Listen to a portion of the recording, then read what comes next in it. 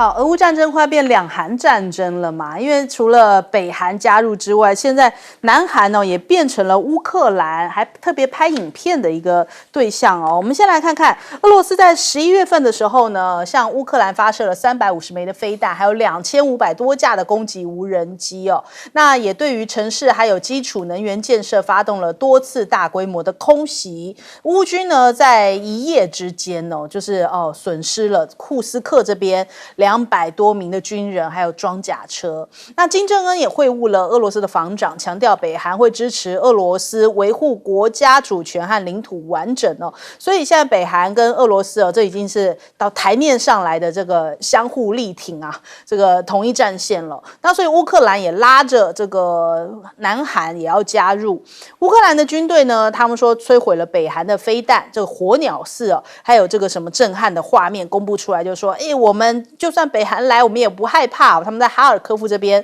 摧毁了一些北韩提供的反战车飞弹哦。那他们还讲说拍了一个影片来宣传，就南韩的炮兵训练。那他们讲说这个俄罗斯是惹错人了呀，因为南韩的炮兵可是非常厉害的呢。那甚至呢，他们还用这个偶像女团的歌声作为音乐的背景啊，在 Telegram 上面播放，所以感觉起来南韩是不是某种程度也要参与这一场战争了呢？那另外呢，泽伦斯基开始跟拜登讨债了，他现在敦促拜登说要帮乌克兰加入北约来争取盟国的支持。他说现在美国政府还剩下这个2个月，其实不到2个月的任期啦。那他说这个希望拜登呢能够发挥这样的影响力，那不然呢，对于那些对我们在北约的未来保持怀疑态度的这个国家来说很多嘛，拜登对他们来说仍旧有影响力。那希望拜登赶快去说服他们啊，让他们可以加入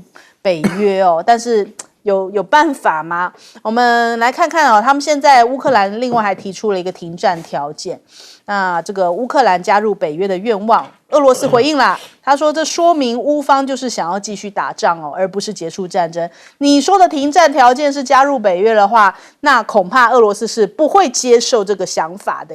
那现在美国是打算要把核武交给乌克兰吗？上个星期这个消息传得绘声绘影的，纽约时报是这么报道的，结果苏立文赶快出来讲说没有，这不在考虑范围之内。那现在还有一个事情是拜登恐怕更伤心的，他可能重点不是在俄乌，重点在他要救儿子啊，他才说不会干预司法承诺，结果他突然之间今天快讯铺天盖地的所有外媒都在报道，他宣布赦免他的儿子拥枪逃税罪。他说他儿子是被这个政治对手攻击受到不平等的这个起诉不公平啊，所以他必须得要这样子告诉美国人民真相所以比起泽伦斯基，怎么会有杭特拜登重要呢？那再来看看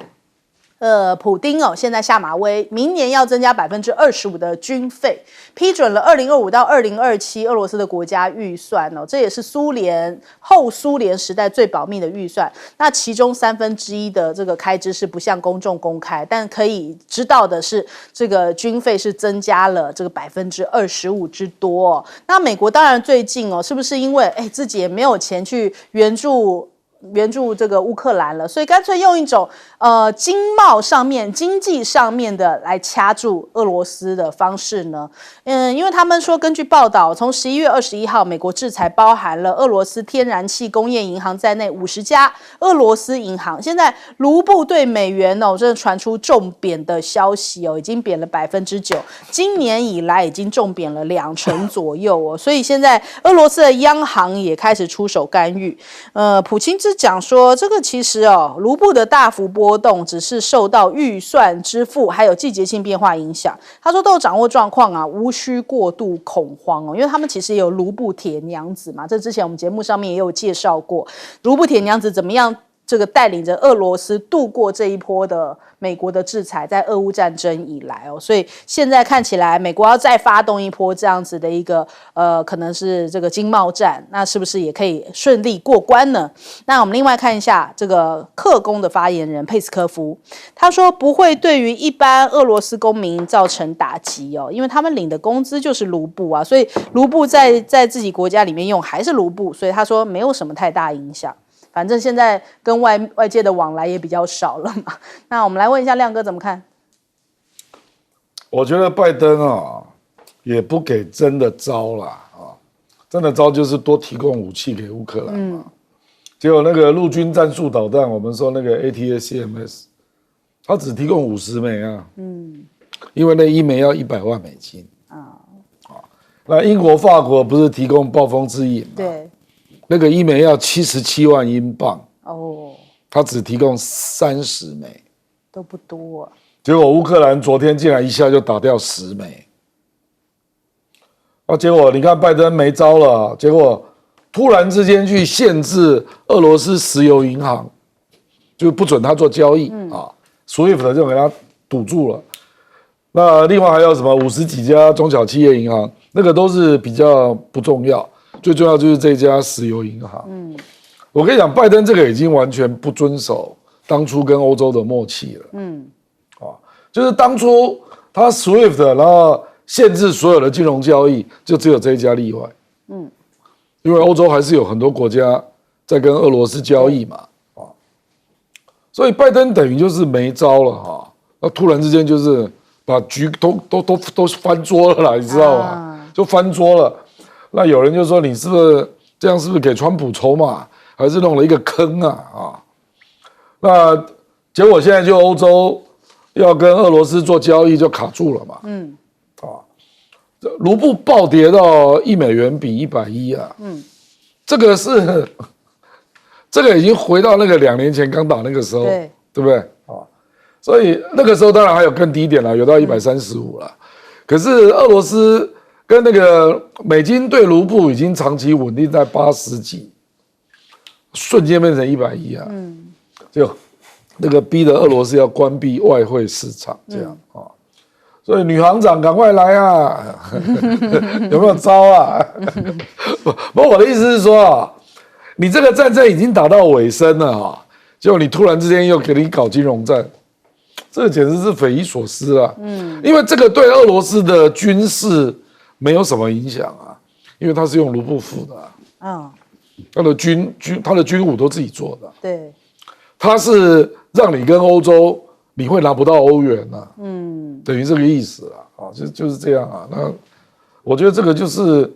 没招再找招啦，因为不然照理讲，你应该要去帮乌克兰，你应该是给他武器嘛，不然乌克兰怎么办？但会不会加速金砖国家用他们的什么通用币什么的绕过你？不，这个是跟欧洲金砖国家。我不知道，因为印度跟土耳其一样，也是跟他买嘛，也是透过这个银行。所以现在我们还没有看到新的模式因为才刚发生几天对。所以你讲的也对了，就是说，那个印度就直接跟俄罗斯用本币互换嘛可是俄罗斯不要你的卢比也是个问题，就是了。那怎么办呢？俄罗斯说：“你给我人民币好不好？”那这个土耳其的币我不知道他要不要，土耳其的币也是云霄飞车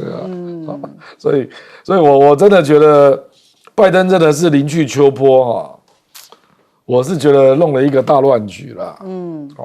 那你给乌克兰，我觉得他就是生怕你撑不到1月20号。我一直有这种感觉啦。不然照理讲因为我们一方面又看到美国的媒体都在讲乌克兰的坏事，这一副就是要丢包的样子，然后你又做了这种动作，你知道，还有上个礼拜说什么要给他核武，对不对？那现在要出来否认，这表示《纽约时报》那个绝对不是乱写的，一定是白宫有人放话嘛，对，那现在又立刻出来否认，对，所以我是觉得，坦白讲，真的有点乱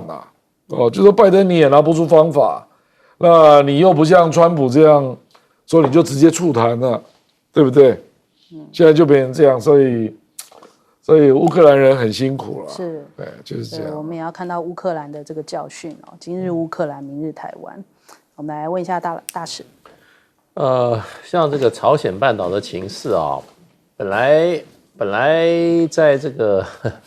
个之前前几年看起来有缓和的迹象。这个南北韩还有当时尤其在川普时代，他还致力于怎么样让这个西方国家，美国跟北韩之间、朝鲜之间关系的这个缓和。对，那可是这拜登上台以后，再加上这个现在的尹锡悦总统上台以后啊，朝鲜半岛就突然好像中了魔一样，对方的对立就快速增加。不但是叫骂，而且这个开城工业区的这个两韩友谊的这个建筑也炸掉了，最近又把这个铁路也给炸了，然后这个现在在交换什么？交换这个人体排泄物，就是说北韩把那个人体排泄物用那个气球给它送到这个南韩然后呢，这个南韩呢也相对的回敬这种怎么讲？这种空飘气球传单里面写很多对金正恩个人的攻击的这些问题，就突然搞成这个样子。对啊，所以就不太清楚这个韩国人有没有自己两边的这个朝鲜人，这个一边朝鲜一个南韩，他们有没有自己如何相处的一个规范，有一个目标跟有一个底线，还是说今天朝鲜半岛的情势完全受外界影响？那看起来好像是完全受外界影响。对，也就是说，虽然那个两边都是属于同一民族可是呢，他们自己没有办法解决自己相互间的事，完全让外界的重大势力在控制。我们今天讲说金正恩接见俄罗斯的国防部长，对不对？前2天，尹锡悦接见乌克兰的国防部长。对，所以就变成就是说，外面的战争变成你们自己内部打得越来越凶的一个原因了。那我回过头来，就是我长期对这个韩半岛这个2个国家上面的这个韩民族对于他们有必要搞成这样吗？对不对？他们这个国家的分裂，是被完全是这个外部势力所造成的。那现在呢，他们自己两边说实话也都有相当的力量，为什么还要继续让外部势力掌握他们自己内部的这样子这种对立所以真的，而且越搞越危险。对，越搞越危险。现在这个金小胖看起来他的军事力量大增，那这个尹锡悦呢，事实上呢，不但完全接受美国的保护，居然也跟他们韩国人历史上受到欺负最严重的日本也结合在一起了。完全我觉得历史的教训跟未来的他们同一个民族的共同发展现在完全看起来被丢光了。所以这个时候你就会怀疑说，这个民族有没有出一些伟大的政治人物，或者说有智慧的这些智者来遏制这一切。他们又难道要回到韩战吗？那把自己的国土搞得跟乌克兰一样，那现在是有这个局势就南韩来讲，他跟这个乌克兰这样搞有好处吗？以前韩国经营俄罗斯的市场非常的深那起码这个不要说战争了，南韩将来想要再回到俄罗斯市场事实上已经是不可能了。对，那俄罗斯市场是相当大的一个市场，它也有优势所以我觉得就是说，从这里看出来为什么韩国这个民族不是分裂就是被外族侵略这个原因可能他们自己要去找答案。对，俄乌战争搞得他们2个这个很起劲这个北韩跟南韩。我们刚刚有一个最新消息就是泽伦斯基接受日媒的专访他承认难以借武力来夺回部分的失土所以他刚刚有这样讲到这一个事情，所以他强调要让他们赶快加入北约这非常的重要那我们来问一下赖老师。乌克兰确实是陷入困境他也过度的一厢情愿了他希望南韩能够介入他的战争跟朝鲜来作战我个人觉得真的是一厢情愿，这也显示出泽连斯基已经是走投无路了。原因很简单，韩国是一个征兵制的国家，所以当兵是被强迫进去当兵，被强迫当兵的这些极宁的役男然后如果说韩国把他调派送到这个送到乌克兰去打仗，战死在乌克兰，韩国的人民不会忍耐，也不会接受。所以韩国的总统尹锡悦再怎么搞不清楚状况，我想这个底线他不敢违反。所以我觉得目前来讲，乌克兰做的这个宣传片，他们是太过度于一厢情愿，有点阿 Q 的精神因为韩国不可能介入乌克兰的战争，不可能啊！我想这是很简单的一个道理。另外，泽连斯基的麻烦越来越大了，是因为乌克兰特朗普就川普所任命的这个乌克兰特使，他基本的条件很简单，就是你泽连斯基要给我上谈判桌，跟俄国谈判。那现在泽连斯基已经松口了啊，他愿意谈判。他第二个松口就是他承认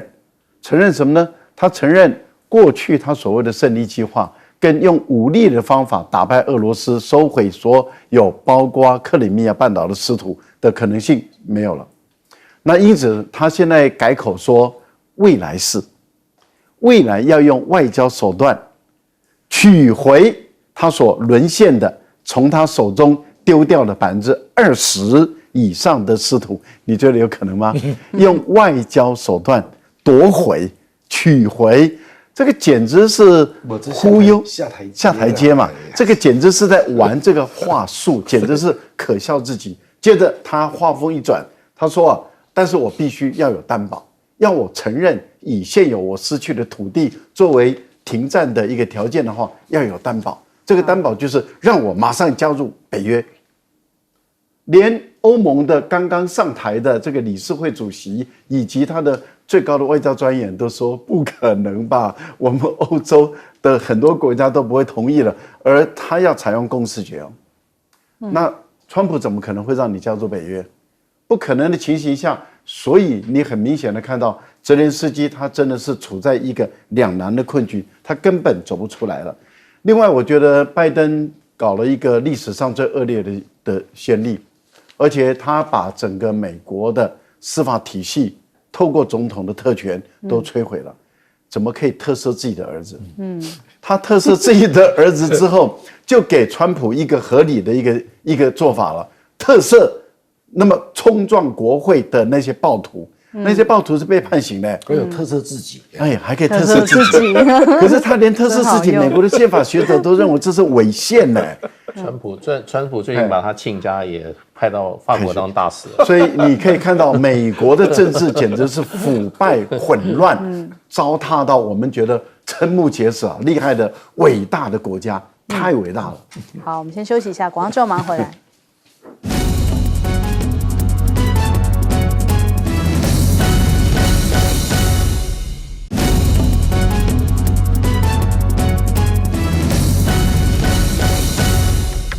好，川普的关税战是不是真的要害惨美国了？因为他现在又讲说要对金砖国家，如果你们敢去美元化的话，我就要祭出100%的关税所以他关税大棒在全球乱挥一下给你加60%，一下给你加20%、加10%、加25%，然后现在又喊到100%，真是乱挥啊！那人家就讲说，如果你真的提高到100%的话，真的会导致美国许多的产业倒闭啊。那这样子的一个拳头砸在金砖上面，川普自己会不会很痛呢？因为这个他讲说去美元化绝对不是用哪一种货币来取代美元，而是不把美元当作结算的货币那所以现在目前看起来，中国大陆也在为着这关税做准备。现在只剩倒数3个月的时间了。这次美国商品延长加征关税的豁免期是3个月，之前都是大概延长动辄就是7个月，所以这次的延长期大幅的缩小。也就是说呢，大概到明年的2月28号就会到期，所以现在北京也非常的这个着急就是可能要准备着这个川普1月20号上任之后难以避免的关税大战。那再来，现在美国的一些经销商倒是急了，现在开始在囤酒，他们说要因应成本上涨的风险，所以他们现在开始在囤一些像是什么墨西哥的龙舌兰一些畅销的酒倒是各国呢也在这一个好像年底的时候，也换句话说就是在川普上任之前，赶快要找中国大陆去谈一谈比方说像是德国的外长，他从今天开始要访问中国大陆，也提到了说欧洲跟亚洲的安全是密不可分的作为欧洲最大的经济体，他们说要维护自身的利益跟维护中国的利益是一样的，所以希望未来可以在这样的一个基础下合作。那阿根廷呢也是担心美国的关税威胁所以这个等于说破例数十年来首次向中国大陆开始出口小麦哦。现在各个国家都在因应接下来川普关税大棒挥下来之后有什么对策。那除了这个我们提到像是加拿大、墨西哥跟中国大陆之外，现在连东南亚国家恐怕也要受到影响，因为美国打算对这个马来西亚、泰国、越南、柬埔寨这几个国家呢进行太阳能产品征收271%的关税，非常之高哦。所以你看到这个柬埔寨立刻洪升，12月2号也就今天哦就要去访问中国大陆了。那不止如此哦，连尼泊尔的总理哦也是打破惯例，他上任之后呢，第一个访问的国家也是选择中国大陆。那同样谈的呢，也是这个贸易上面，特别是针对这个"一带一路"的各领域交流合作要更加的深化哦。那再来中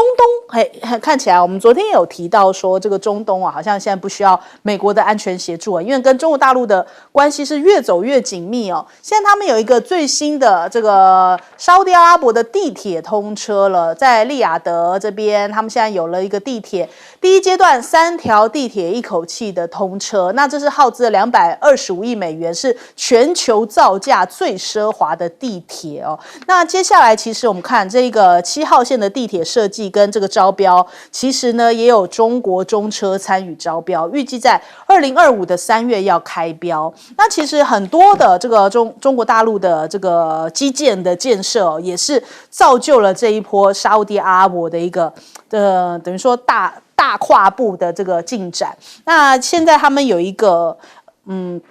算是沙特阿拉伯的他们一个展览吧，叫国际工程展哦，就有包含了10家浙江的企业去参加，因为他们说接下来有2030愿景嘛，所以为着中沙合作，很多的浙江的一些承包商哦，他们就赶快过去那边参加展出。那根据去年的一个统计呢，其实他们的一些工程的签约金额高达了49.2亿美元，年增7.4%哦。那未来更不用说了。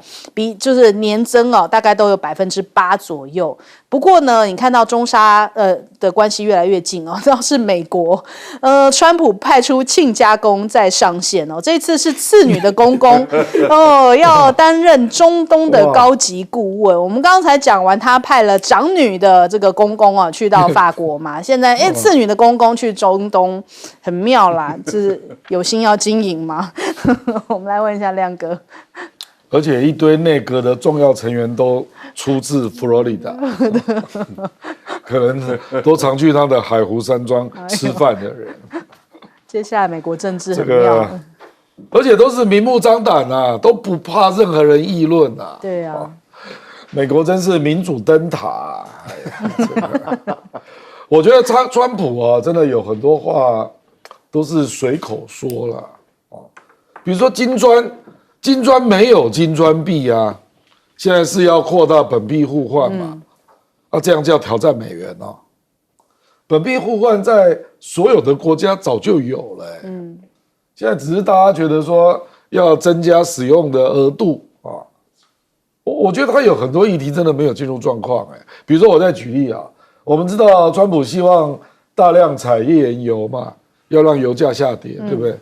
然后他现在对加拿大要课25%的税啊，那他知道加拿大出口到美国第一个东西是什么？500多亿哦，500多亿美元就是原油，就是原油啊！加拿大卖到美国第一个就是原油，500多亿啊。那排名第2跟墨西哥排名第1都一样，都是汽车。我不知道川普知不知道这个状况啊？加拿大当初是因为美国工会纷扰，所以美国很多公司跑去加拿大设厂啊。那后来汽车零组件也都过去了。那墨西哥是因为日本嘛、韩国嘛，一大堆都去了嘛，包括美国的公司。对，所以墨西哥出口美国第一个也是汽车，也是包括零组件。那美国人买车岂不是贵25%？我觉得他根本不知道那内容是什么啊！他就我要砍啊，因为他看到前3名，我们讲那个贸易剩余，当然那个顺差最大是中国啦。可是如果论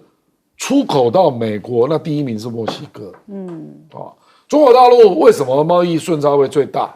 因为他要跟美国买的东西，美国都不卖啊。你都叫我买农产品啊。对啊，事实上他愿意买美国的高科技啊，对，美国都不卖嘛。所以川普我觉得是吓到，看到进出口，哎呦，第1名是墨西哥，第2名是加拿大，第3才中国，所以他就全磕，那都不知道他磕到了什么东西，就这样啊。太妙了。我来问一下谢老师，其实这个德国的外长贝尔贝克他是非常反华的啊，那他现在基于这个利益啊，还有共同的可能未来的共同敌人，不要说美国的川普好了啊，他现在已经在布局了，所以他讲的话是基本上就是说大家有共同利益存在。那欧洲人事实上他们是很敏感的，他们本身是西方文化的一员，他也知道这个对立起来的后果是什么。那他们在川普的第1任的时候，德国那个时候是整个完全失落。德国那时候办这个就是慕尼黑安全会议的时候，有1年的主题啊，叫 Westlessness， 也就是说西方已经没有了。也就是说大西洋的彼岸，西方是2个，一个在这边大西洋，一个大西洋。大西洋彼岸已经不承认有这个概念了。也就是说跟我亲兄弟明算账的已经分家了。他们那时候是这样子的啊，孤臣孽子之心啊，对不对？那么现在来讲的话，他们记忆犹新，然后他可能看到的就是美国跟欧盟的这个经贸利益的强烈的碰撞。西方人的想法是跟中国人不太一样的他面临挑战的时候，他先是找盟友，他去找共同的朋友、共同的受害者，团结起来，面临一个新的挑战。所以这是很西方式的一种回应。你不要以为他们是同文同种啊什么，他们讲起利益来，利益还是挂帅的。所以我觉得这样不只是这个德国啦，你会看到更多被美国针对的国家，他慢慢会去往中国大陆去寻求一个合作的机会。这个是这个世界不同的文化，他们的想法就是这样。那所以我觉得中国大陆很可能被怎么样，也不是说黄袍加身会被拱到一个很高的位置，大家都想跟中国大陆合作。那么也面临所谓的川普这个一个疾病吧他们很喜欢川普病。这个世界快要面临川普病了，大家都在想怎么防治，那就是一起联手来对付。所以真的是川建国因为川普让这个中国大陆越来越强了。赖老师，中国的贸易它并不追求就是一直是顺差，它希望是平衡就是卖得出去也可以买进来它一直希望这样。中国本身的外贸占它的经济体大概35%，所以它国内的就已经占到65%，所以它可以用内循环来带动外循环，就是2个相互的来互动。那现在的情况就是我刚刚前面讲的，它并不主张顺差的情形下，也至少不要顺差那么大。那如果很多公司你的产品很多国家了，你的产品美国卖不出去了卖不进去了，你往中国这边卖嘛，但是交换。你本来向美国买的，你就向我买嘛。也就是我如果有的，你就向我买，像车辆啦、电动车，你就向我买。我觉得这样的一个情形下，中国大陆未来会慢慢的取代美国，成为全世界最大的市场。现在美国的川普为什么能够一天到晚关税，就是因为它是全世界最大的消费市场嘛。那如果中国大陆因为中国大陆为什么要办一个进口博览会，就是希望它也成为一个很大的消费市场，所以你能够卖到中国的尽量来卖。那未来我觉得你卖我也卖，那彼此之间贸易一直增大的话，那美国当然就自动萎缩嘛。我们看到川普他目前把关税认为尚方宝剑，而且开心的不得了。我就初步的计算一下，他本来说他上任以后要对全世界课征10%到20%的关税，中国单独60%，然后这次又说金砖国家。你中国，我再单独再给你课10%，砍100%，那就是160了嘛。然后他又说，你这个芬太尼等等，还有外来移民，好，我再给你课10%，那就170%了。如果再加上他原本已经课中国的这个关税，也就是从他任内一直到拜登到现在25%的关税，各位想想就快了200%了。那2国的贸易不用做了，因为中国大陆也不会说我不给你课嘛。所以中国卖不出去美国也卖不进来中国，那就中国损失了3000多亿的贸易。然后美国损失1000多亿。可是美国它同时也对全世界课10%到20%的关税，那你欧洲的国家来说的话，你就少了10%到20%。好，那加拿大跟墨西哥呢，原本20%好了，然后再要多课25%，那不是就45%了吗？那如果你跟加拿大跟墨西哥，你的贸易课到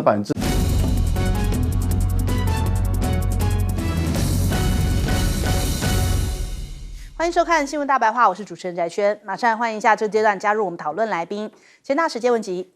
翟轩好，各位朋友大家好，国际事务专家赖岳谦。主持人好，各位朋友大家好。还有耶鲁政治学博士郭正亮稍后会加入我们。我们来关心一下哦，这个赖清德现在出访哦，感觉上面好像是不是挑起了中美的争端呢？他跟 AIT 的执行理事蓝英闭门会哦，他说感谢美国政府推动台美关系的长足进步哦，感谢拜登政府第18度对台军售，以多元形式来协助台湾加速提升国防力量。那美国媒体现在也很关注赖清德过境夏威夷的事情哦。CNN 就开始在讲啦，因为 CNN 是比较偏这个民主党嘛，那现在他等于说这一次他的来访是在拜登任内哦，所以他就讲说哇意义重大啊，还讲说呢，中国大陆不出所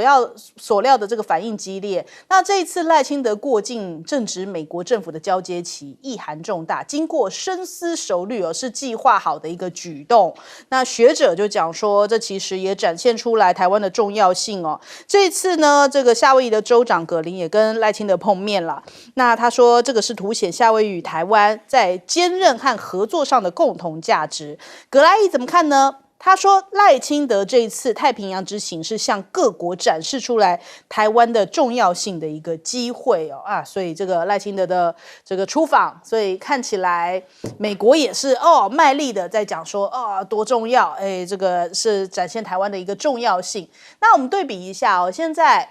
中俄跟这个美国对抗力度的增加。美国、俄罗斯的战机在波罗的海的交锋啊，现在我们看到大黄蜂啊，还有这个鹰狮啊，护驾无用哦，2架B-52轰炸机被苏凯27给拦截哦。那美国国防部的官员就证实了，说的确在波罗的海这一边，俄罗斯拦截了2架美国的 B-52轰炸机哦。那俄罗斯感觉上面现在直接是正面杠美国吗？美国的无人机跟俄罗斯的这个战机相遇之后坠落，这是在2023年，俄罗斯就已经对美国这样子下马威过了。那五角大厦就讲说，俄罗斯的战机很鲁莽，因为他们的这个 MQ-9 死神无人机在黑海被俄罗斯的苏27战机拦截，就好像这个手术刀一般这样子，把它切了一刀嘛。那所以我们来对照一下。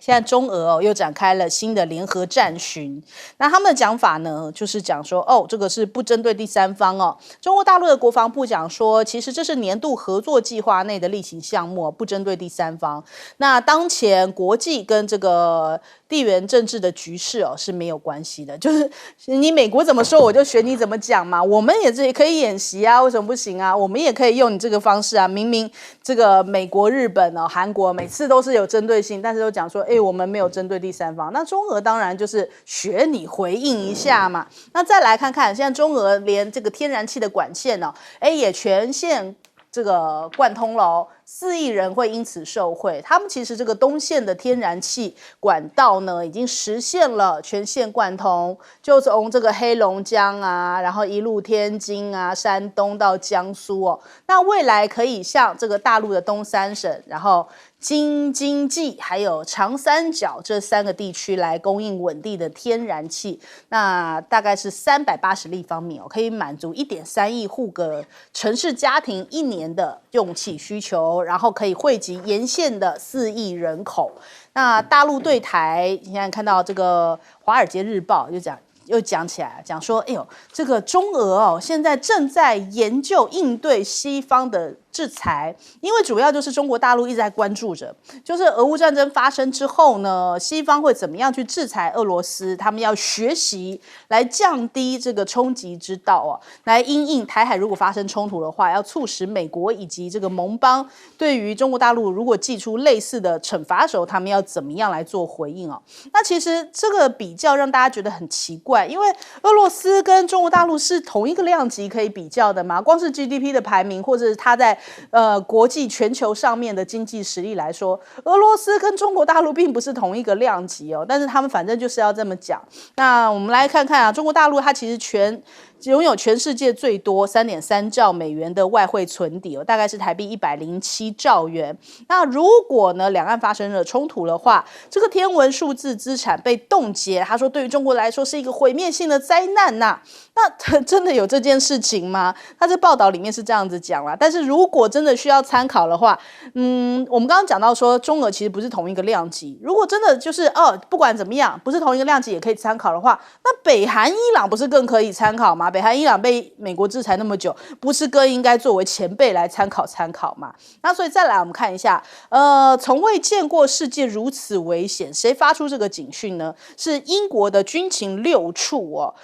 的负责人摩尔，他说俄罗斯如果成功占领了乌克兰将会使得中国大陆权衡影响，北韩会变得更加的大胆，伊朗会变得更加的危险，所以呢这个世界的安全将会面临风险。一个乌克兰如果就输给了俄罗斯会有一个骨牌效应吗？他说他从未见过世界处于这样子的一个如此危险的状态啊。英国又出来在带风向吗？我们来问一下亮哥。这个俄罗斯做这么大规模的空袭啊，我觉得可能跟泽连斯基讲话有关就是他们也嗅到谈判的脚步往前走了嘛，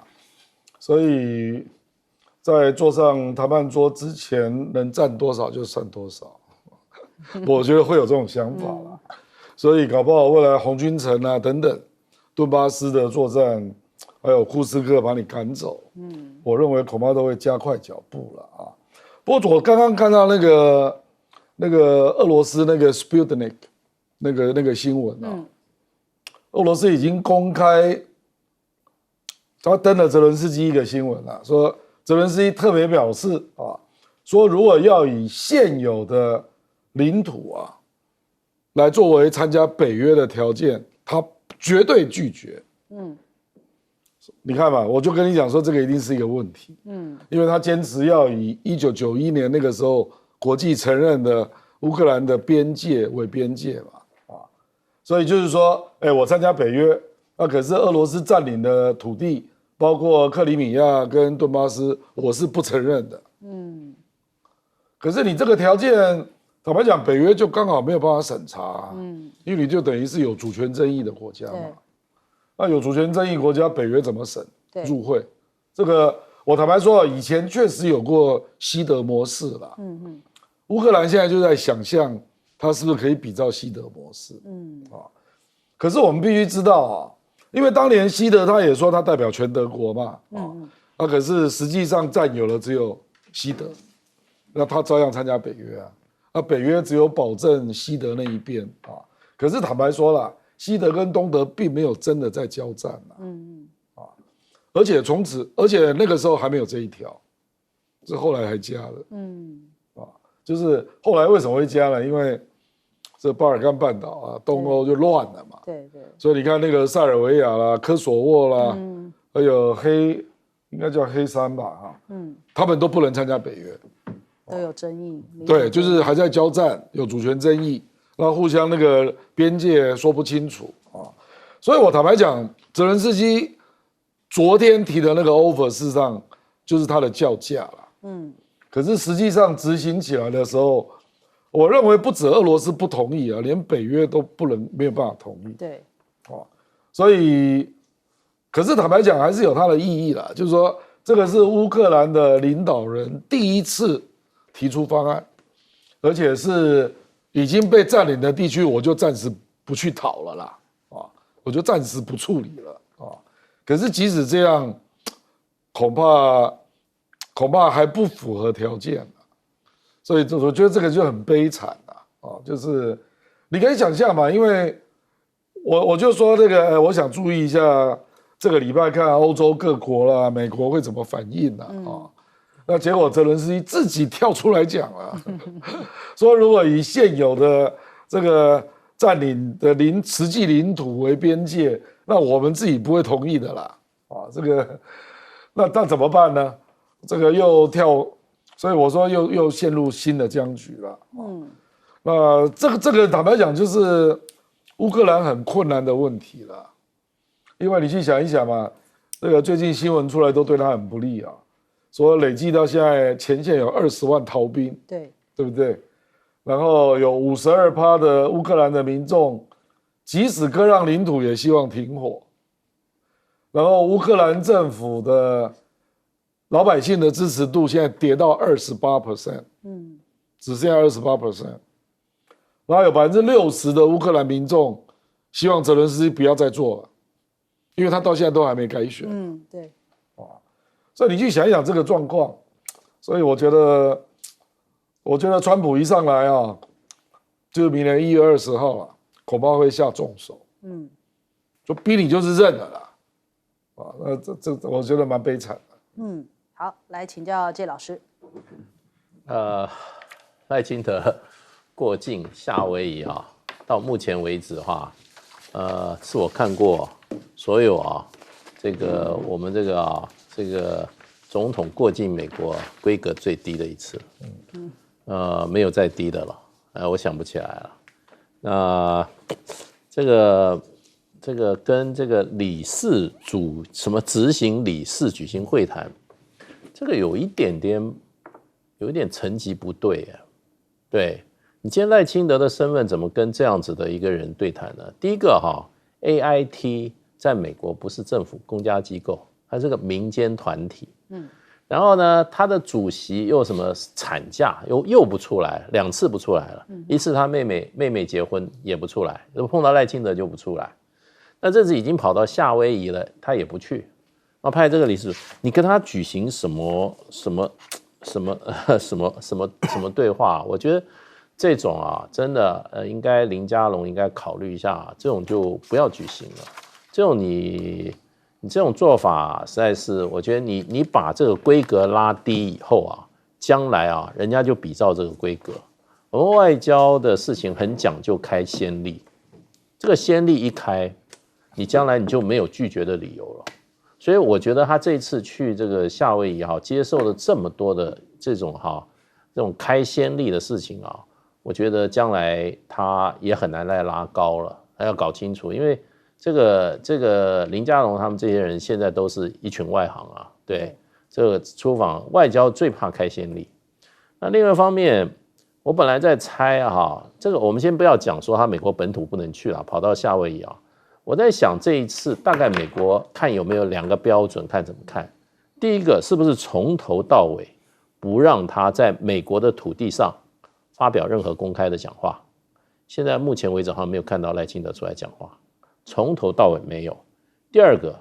是不是从头到尾在夏威夷不让他接触到任何代表有联邦身份的人？到目前好像也没有。所以呢不晓得他是不是今天要离开了嘛？不过如果到离开都没有看他在美国的土地上做任何的公开的发言，都是在报道，都是二手的传播，这个真的是我觉得真的是把赖清德跟关在笼子里面差不多了。把他关在一个玻璃箱里面。现在流出来的照片也不是很多，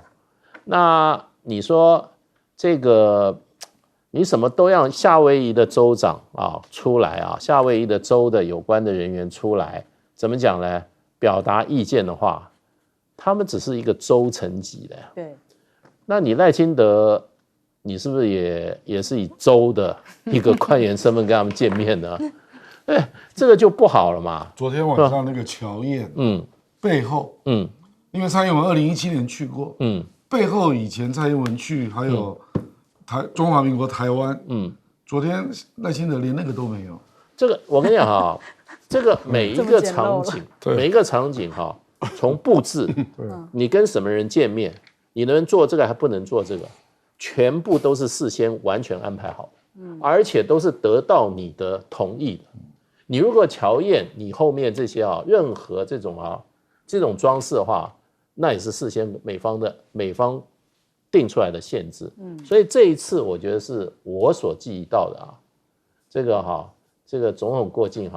最低的一个标准。所以你不要讲什么葛莱伊什么时候讲这些东西，讲的不重要对，动作最重要，真的。他这次去要换别人的话，干脆不要去了。这个打一个最低的标准将来人家都比照这个最低标准，你以后就天天在这个夏威夷混混吧，就比赖清德好就算不错了，这样。那赖清德替大家打个底，来问一下赖老师。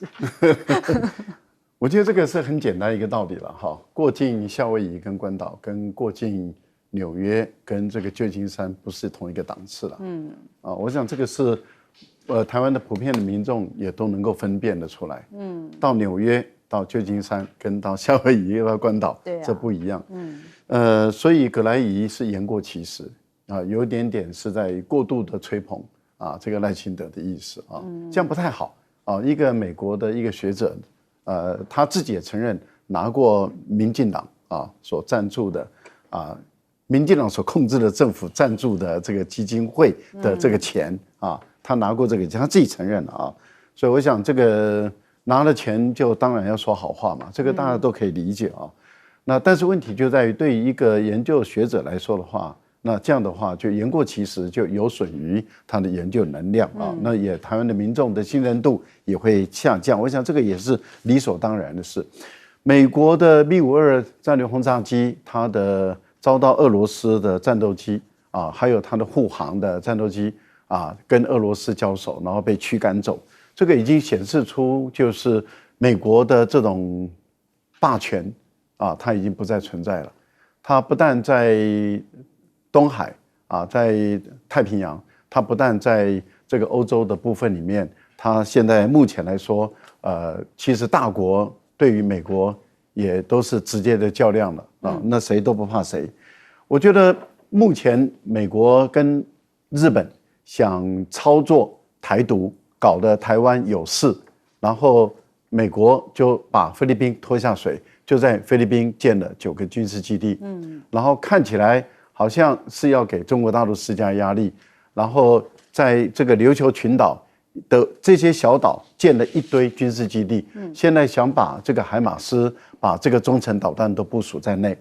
那目前大陆跟俄罗斯的这个战略轰炸机的一个联手巡逻29号是在于整个日本的全岛，然后30号是在琉球群岛这个地方做长时间的联合巡逻，从早上飞到下午，然后战斗机在旁边护航，还有一个就是电侦机、情报机在这个地方，就代表什么？代表就是对于你部署的导弹是完全可以攻击的，可以完全摧毁的。这个就是一种威力强力的一个展示。当然，日本压力很大嘛，所以日本的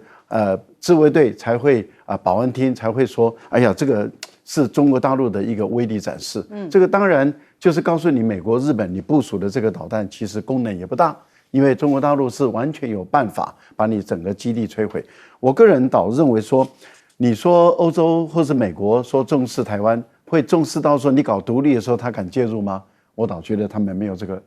这个意图，也没有这个企图心，所以台独的真的是可以停止了好，我们先休息一下，广告之后马上回来。